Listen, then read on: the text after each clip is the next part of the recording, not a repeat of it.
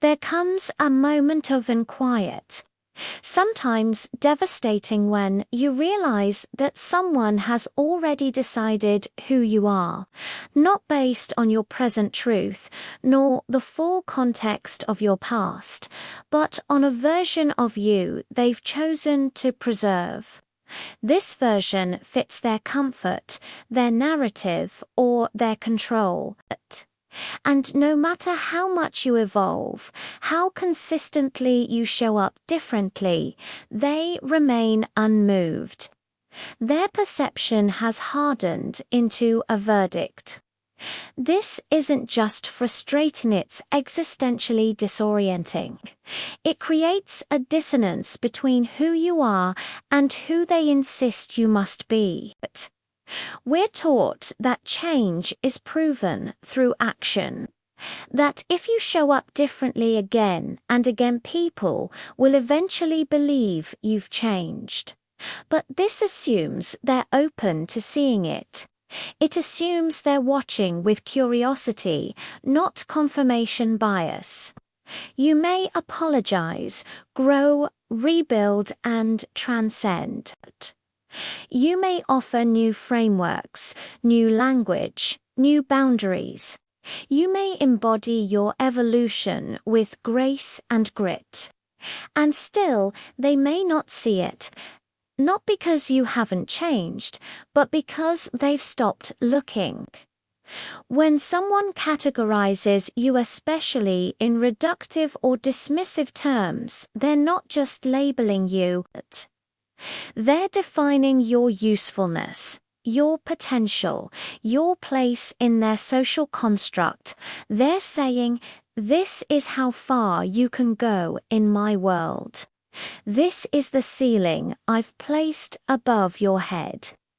This is often less about you and more about their need for control, predictability, or superiority. Your change threatens their stability.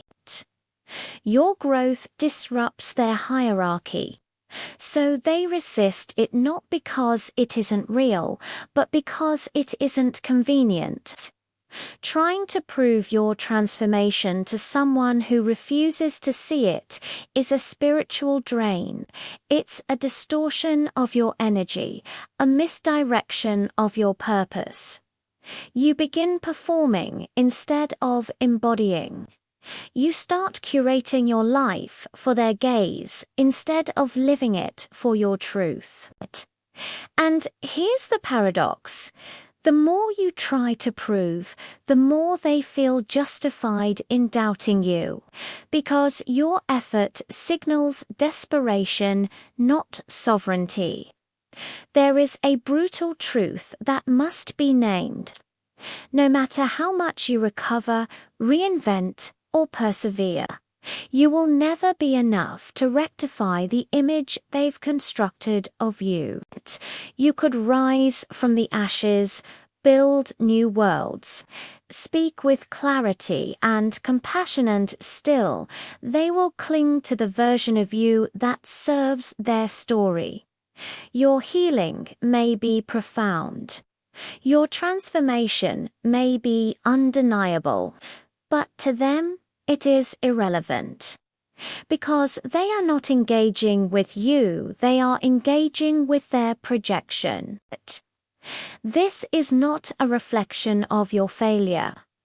It is a reflection of their refusal. There is a strange mercy in accepting that some people have chosen to misunderstand you. It frees you from the agony of aspiration. It allows you to stop knocking on doors that were never meant to open. In metaphysical terms, they've placed themselves in a category, the unseeing. Whether by trauma, ego, or design, they've opted out of witnessing your evolution.